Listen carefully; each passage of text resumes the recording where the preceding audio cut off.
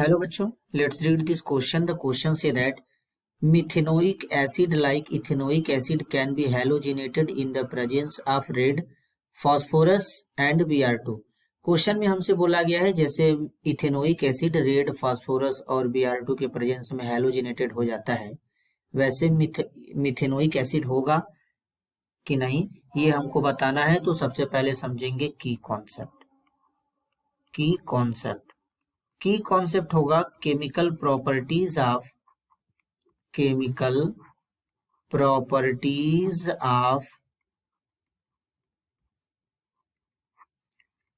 Carboxylic acid.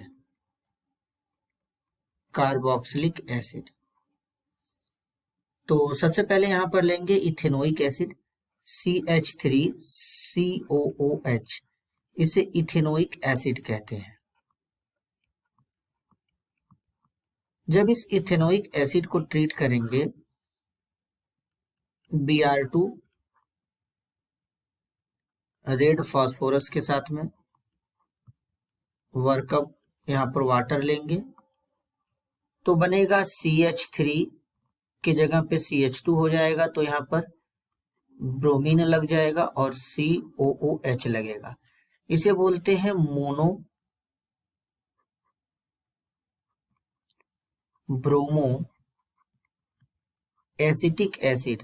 अब इसको mono bromo acetic acid इसलिए कहते हैं क्योंकि ये एसिटिक एसिड से फॉर्म हुआ है और एक ब्रोमीन है, तो इसलिए इसको मोनो ब्रोमो एसिटिक एसिड कहते हैं। अब ये जो रिएक्शन प्रोसीड हुआ है, यहाँ पर ये जो कार्बोक्सिलिक ग्रुप है, इस कार्बोक्सिलिक ग्रुप से जो मिथाइल ग्रुप लगा है CH3, यहाँ पर ये CH3 ग्रुप लगा है मिथाइल ग्रुप,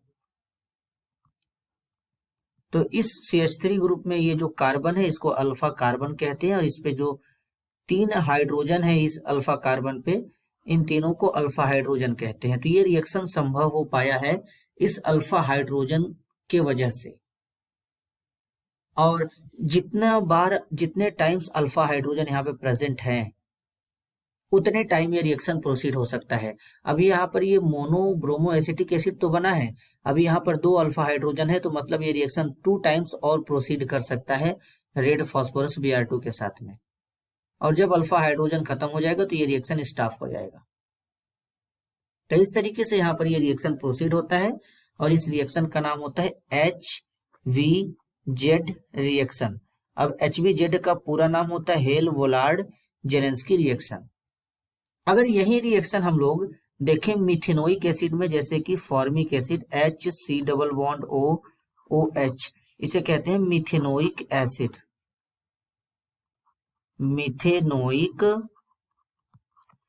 एसिड। तो बेसिकली अगर मिथेनोइक एसिड में अगर देखें तो यहाँ पर ये फंक्शनल ग्रुप है। अब ये फंक्शनल ग्रुप से कोई भी कार्बन ही अटैच नहीं है, तो यहाँ पर अल्फा कार्बन नहीं है, और जब अल्फा कार्बन नहीं है तो इसमें अल्फा हाइड्रोजन भी नहीं है। तो अल्फा हाइड्रोजन न होने की वजह से ये इथेनोइक एसिड के जैसा रेड फास्फोरस और Br2 के साथ अभिक्रिया नहीं कर सकता, रिएक्शन नहीं करता। जैसे कि इथेनोइक एसिड है, ये रेड फास्फोरस Br2 के साथ रिएक्शन कर रहा है क्योंकि इसके पास अल्फा हाइड्रोजन है, जबकि मिथेनोइक एसिड में अल्फा हाइड्रोजन नहीं है, तो यहाँ पर रिएक्शन नहीं होगा, नो रिएक्शन, तो ये रिएक्शन नहीं देता है। तो इस तरीके से इसका एक ये प्रॉपर एक्सप्लेनेशन होगा। This is your answer. I hope you understood it well. All the best.